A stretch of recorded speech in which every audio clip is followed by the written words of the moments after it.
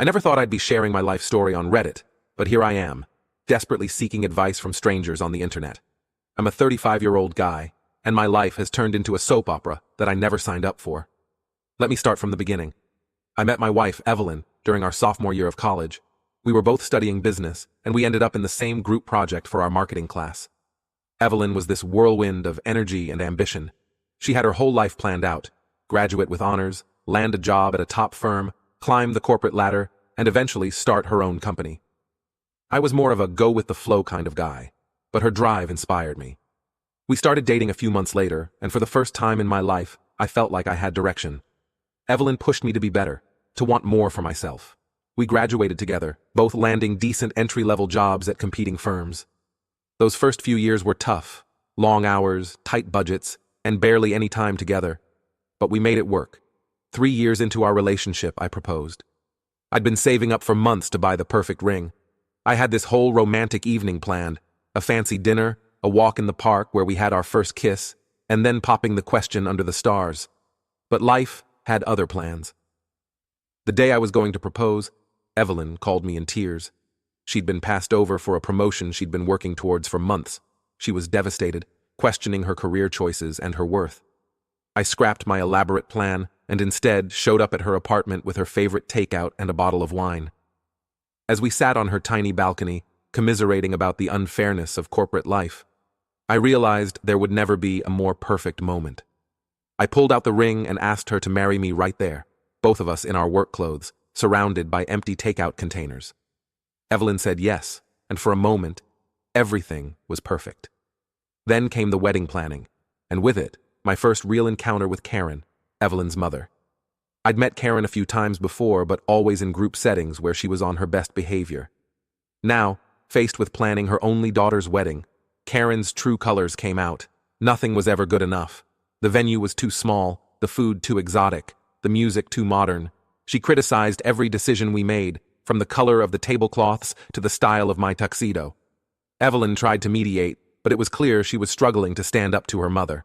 The breaking point came when Karen insisted we invite Evelyn's ex-boyfriend, Tom. Apparently, Tom's parents were old family friends, and it would be rude not to include them. I put my foot down, and to my surprise, Evelyn backed me up. It was the first time I saw her really stand up to her mother, and I was proud of her. The wedding itself was beautiful, despite Karen's best efforts to micromanage every detail. Evelyn was radiant, and as we said our vows, I truly believed we could handle anything life threw at us. The first few years of our marriage were good. We both advanced in our careers, bought a small house in the suburbs, and started talking about having kids. Evelyn wanted to wait until we were more financially stable, which I understood. We were doing well, but kids are expensive, and Evelyn had big plans for her career. Around our 5th wedding anniversary, I started feeling ready for fatherhood. My brother had just had his second child, and seeing him with his kids awakened something in me. I broached the subject with Evelyn, but she was hesitant. She was up for a big promotion and didn't want to jeopardize it with a pregnancy. I tried to be patient, but as another year passed, I couldn't help feeling like our life was on hold. We had endless discussions about the right time to have a baby, but there was always another reason to wait: a big project at work, a planned vacation, a possible job change. Finally, 2 years ago, Evelyn agreed it was time. We were both excited, imagining nursery colors and debating baby names. But as months passed with no positive pregnancy test, our excitement turned to worry. After a year of trying, we decided to see a fertility specialist. The doctor suggested we both get tested to rule out any issues. I went for my tests right away, eager to get answers. My results came back normal, which was a relief, but also added to the pressure on Evelyn. Evelyn, however, kept putting off her appointments. At first, it was understandable. She had a big presentation at work. Then she caught a nasty flu. But as weeks turned into months, I started to get frustrated. Every time I brought it up, Evelyn would get defensive or change the subject. That's when Karen started getting involved. She'd call Evelyn constantly, asking if there was any news. When Evelyn would visit her parents, she'd come home upset, saying Karen had been pressuring her about grandchildren. I tried to be supportive, but I couldn't help feeling like Evelyn was letting her mother have too much influence over our lives. Things came to a head last Thanksgiving. We were at Karen's house, surrounded by family. Karen had been drinking wine all afternoon and was in rare form. She started going on about how all her friends were becoming grandmothers and how she was starting to feel left out. Then she looked right at me and said, "It's a shame Evelyn married someone who can't give her children. I always knew you weren't man enough." The room went silent. I felt like I'd been slapped. Evelyn just sat there, staring at her plate. I tried to explain that we were still trying, that these things take time, but Karen wouldn't let up. She kept making jabs about my masculinity, saying Evelyn should have married Tom instead. At least he came from good stock. I couldn't take it anymore. All the frustration from the past year came pouring out. I stood up and told everyone at the table that I wasn't the problem. My fertility tests had come back normal. It was Evelyn who hadn't even bothered to get tested yet. The aftermath was ugly. Evelyn was furious with me for betraying her trust. Karen was on the warpath, calling me every name in the book. I left the house and spent the night in a hotel trying to figure out where we went wrong. When I got home the next day, Evelyn was still angry. She accused me of humiliating her in front of her family. I tried to explain that I couldn't stand being blamed and shamed for something that wasn't my fault, but she wouldn't listen. Things have been tense ever since. Evelyn still refuses to get tested, and now she's giving me the cold shoulder. Karen has been calling and texting nonstop, demanding I apologize to Evelyn and her. I've blocked her number, but she just keeps finding new ways to harass me. I don't know what to do. I love Evelyn, but I'm starting to wonder if we want the same things in life. I feel like I'm constantly walking on eggshells, trying not to upset her or incur Karen's wrath. To make matters more complicated, Evelyn's cousin Emma reached out to me yesterday. Emma and I have always gotten along well. She's a few years younger than us, and she's always been the black sheep of the family, choosing to become a teacher instead of going into the family business like Evelyn did. Emma said she overheard what happened at Thanksgiving and wanted to check if I was okay. We ended up talking for hours. It was nice to have someone on my side for once, someone who understood how overbearing Karen could be. Now I'm at a crossroads. Part of me wants to fight for my marriage, to try and get Evelyn to see how toxic her relationship with her mother is. But another part is wondering if it's time to cut my losses. I'm 35 years old, and I want to be a father.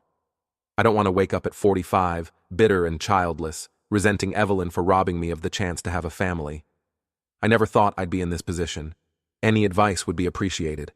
Am I the asshole for defending myself? Should I have just kept quiet and let Karen continue to berate me? How do I get Evelyn to see that her mother's behavior is destroying our marriage? Update 1. It's been a month since my original post, and to say a lot has happened would be an understatement. I want to thank everyone for their advice and support. Your comments really helped me gain some perspective on my situation. After reading through your responses, I realized I needed to have a serious conversation with Evelyn. I couldn't keep living in this limbo, with unspoken tensions and resentments building between us. I decided to take a day off work and asked Evelyn to do the same. I wanted us to have time to really talk without any distractions. That morning, I made Evelyn's favorite breakfast, blueberry pancakes with real maple syrup. It was something I used to do every Sunday when we first got married, but somewhere along the line, we'd stopped making time for those little gestures. As we sat at our kitchen table, the familiar smell of pancakes in the air, I felt a glimmer of hope that maybe we could find our way back to each other. I started by apologizing for my outburst at Thanksgiving. I explained that while I regretted the way I handled it, I couldn't apologize for the feelings behind it. I told Evelyn how hurt I was by her silence, how I felt unsupported and blamed for something that wasn't my fault. To my surprise, Evelyn broke down. Through her tears, she confessed that she'd actually gotten tested months ago and found out she had some fertility issues. She was afraid to tell me because she thought I might leave her. She'd been carrying this secret for months, letting me think she was just procrastinating on the tests. I was shocked and hurt that she'd kept this from me, but I tried to be understanding. I asked her why she thought I would leave her over this, and her answer broke my heart.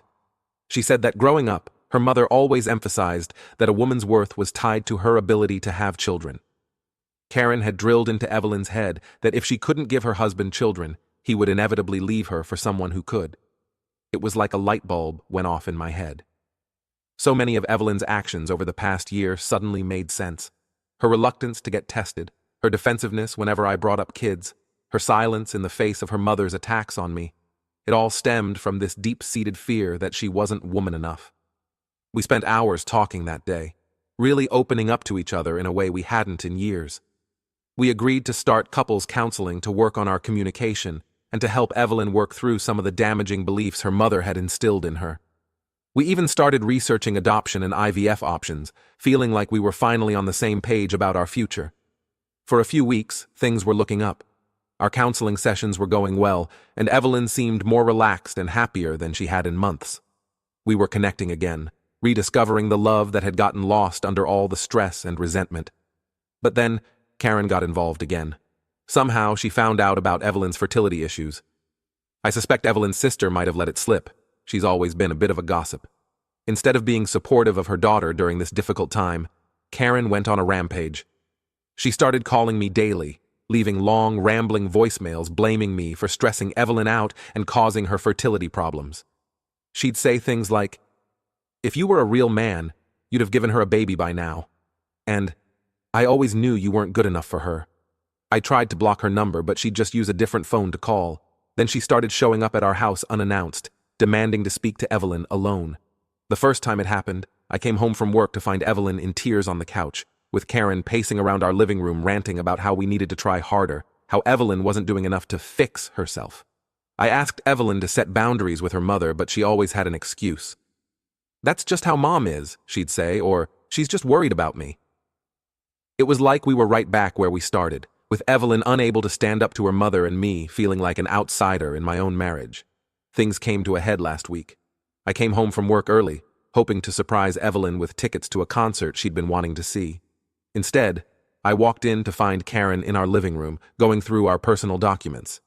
She said she was looking for our medical records because she didn't believe Evelyn really had fertility issues. She thought we were lying to cover up my inadequacies. I lost it. I told Karen to get out of our house and stay out of our business. I told her that her behavior was toxic and that she was destroying her relationship with her daughter. Evelyn, instead of backing me up, started crying and saying I was being too harsh on her mom. That night, after Karen left, Evelyn and I had a huge fight. I told her I couldn't keep living like this, with her mother constantly interfering in our lives and Evelyn allowing it. I said I felt like I was married to both of them, not just Evelyn.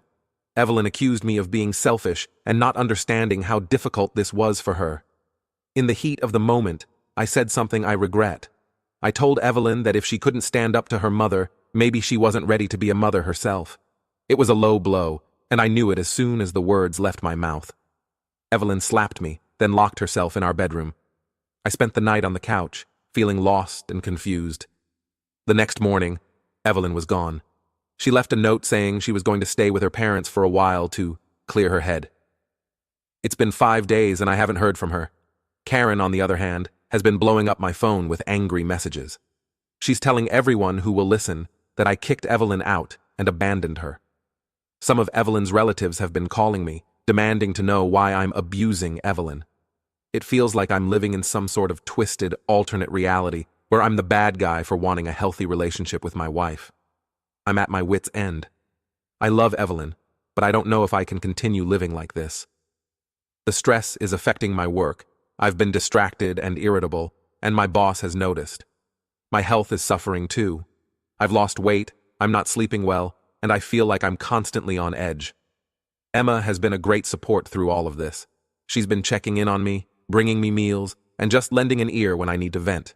She understands the family dynamics better than anyone, having grown up with them. She's told me stories about how Karen treated her when she decided to become a teacher instead of going into the family business. It's helped me understand Evelyn's behavior better, but it's also made me realize how deeply ingrained these toxic patterns are. I'm grateful for Emma's friendship, but I can't help feeling guilty about how close we've become. There's nothing inappropriate going on, but I know how it might look to others, especially given how Karen's been painting me as the villain in all this. I'm considering asking Evelyn for a trial separation. I think we both need some space to figure out what we really want and if we can make this marriage work. But I'm afraid of what Karen might do if I suggest this. I wouldn't put it past her to try and turn the entire family against me. I never thought I'd be in this situation. I always believed that love was enough, that if you cared about someone, you could work through anything. Now I'm not so sure. I feel like I'm drowning, and I don't know how to save myself, let alone my marriage. Any advice on how to proceed would be appreciated. How do I protect myself without completely burning bridges? Is there any hope for Evelyn and me, or am I just prolonging the inevitable? And how do I deal with Karen's smear campaign against me? I'm feeling pretty lost right now, and any guidance would be welcome. Update 2. It's been 3 months since my last update, and my life has completely turned upside down. I'm still trying to process everything that's happened, but I'll do my best to fill you all in. After Evelyn left, I tried to give her space. I thought maybe some time apart would help us both clear our heads and figure out what we really wanted. But as days turned into weeks, I realized something had fundamentally changed in our relationship. During this time, I threw myself into work and started seeing a therapist on my own. It was helping me gain perspective on my marriage and my own role in our problems. I realized that while Karen was a huge issue, Evelyn and I had our own communication problems that predated her interference. About a month after she left, Evelyn finally reached out. She wanted to meet at the cafe where we had our first date. I was hopeful that we could work things out, but that hope was quickly shattered. When I arrived at the cafe, Evelyn was already there, sitting at our old favorite table by the window. She looked tired and sad, but there was a resolve in her eyes that I'd never seen before. We ordered our usual drinks, a latte for her, black coffee for me, and for a moment, it felt like old times. But then Evelyn started talking, and I realized this wasn't going to be the reconciliation I'd hoped for. She told me she'd been doing a lot of thinking, and she didn't want to continue our marriage. She said she felt like we wanted different things in life, and that the stress of the past few months had shown her that we weren't compatible. I was stunned. I asked about couples counseling, about working on our communication, but Evelyn had made up her mind. She said she'd realized that she wasn't ready for children and might never be. She knew how important being a father was to me, and she didn't want to hold me back from that. What hurt the most was when she admitted that Karen had been a major influence in her decision. Apparently, Karen had convinced Evelyn that I was emotionally abusive and that she deserved better. Evelyn actually apologized for letting me mistreat her for so long. It was like she was parroting Karen's words, and I couldn't recognize the woman I'd married. Evelyn handed me divorce papers, already signed. She said her lawyer would be in touch about dividing our assets.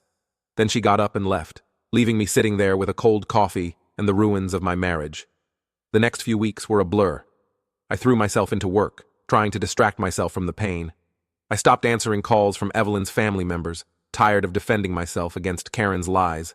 My own family was supportive, but they lived across the country and couldn't offer much practical help. Emma was there for me through it all. She'd come over with takeout, force me to go for walks, and just sit with me when I needed company. She understood the family dynamics in a way no one else did, and it was comforting to talk to someone who knew exactly how manipulative Karen could be. As I spent more time with Emma, I started to see her in a different light. She was kind, supportive, and seemed to understand me in a way Evelyn never had. I found myself looking forward to our time together, feeling lighter and happier in her presence. One night, after a few too many beers, Emma confessed that she'd had feelings for me for years. She said she never acted on them out of respect for Evelyn, but now that we were getting divorced, she couldn't keep it in anymore. I was conflicted. Part of me felt like it was too soon, that I should be grieving my marriage, but another part recognized that Emma made me happier than I'd been in a long time. We agreed to take things slow, to give ourselves time to figure out if this was real or just a reaction to everything that had happened. We started dating quietly. I know it's not conventional, dating your soon-to-be ex-wife's cousin, but it felt right. Emma understood my pain and my history in a way no one else could. She encouraged me to keep going to therapy, to work through my feelings about the divorce and my fears about starting a new relationship. Of course, when Evelyn and Karen found out, all hell broke loose. Karen started spreading rumors about me and the family, saying I'd been cheating on Evelyn with Emma all along. Some family members who had previously been sympathetic to me now turned cold, believing Karen's lies. Evelyn was hurt and angry, accusing me of moving on too quickly. The irony of Evelyn being upset about me moving on when she's the one who left and filed for divorce wasn't lost on me. But I was done letting Karen and Evelyn control my life and my happiness. I know this update might make me sound like the bad guy, but I'm finally putting myself first.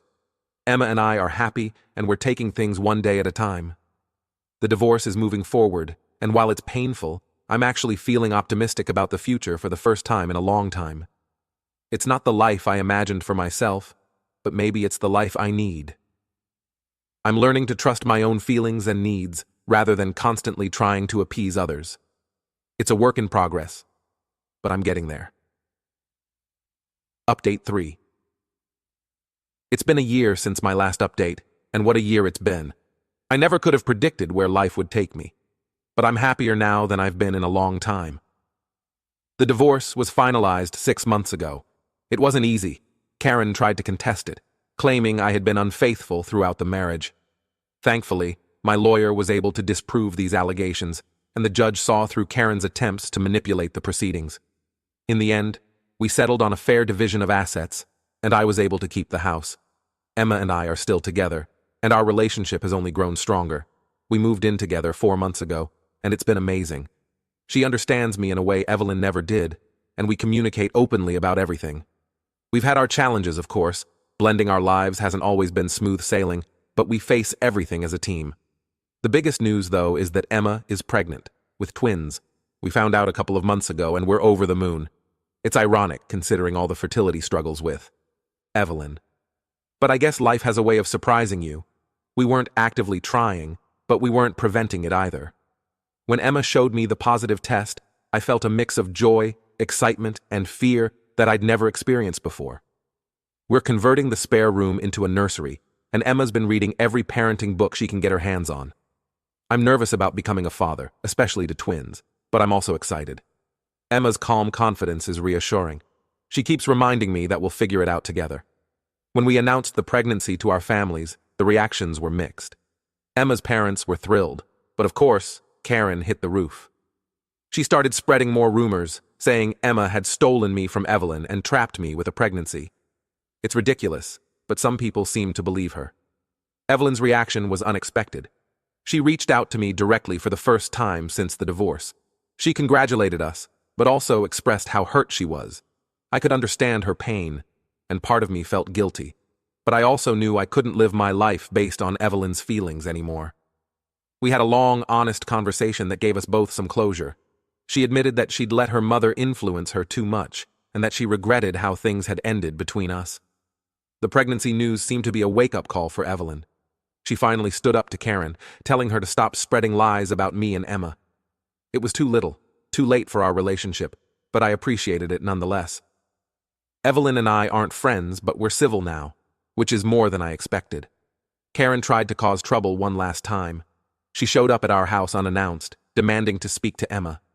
She tried to convince Emma that I would abandon her and the babies, just like I abandoned Evelyn. Emma, bless her, stood her ground and told Karen in no uncertain terms to stay out of our lives. I'm proud of how Emma handled the situation. She's strong in a quiet way, always sure of herself and our relationship. It's refreshing after years of walking on eggshells with Evelyn and Karen.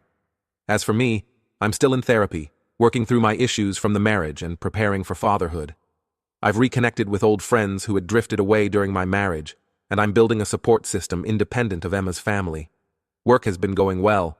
I got a promotion a few months ago, which couldn't have come at a better time with the babies on the way. Emma's taking a year off from teaching after the twins are born, and my new salary will help us manage that. Looking back on everything that's happened, it's been a wild ride. There were times when I thought my life was falling apart, but now I can see it was just falling into place. Emma and I are excited to start our family, and I'm looking forward to this new chapter in my life. I know this might not be the happy ending some people expected, but it's my happy ending.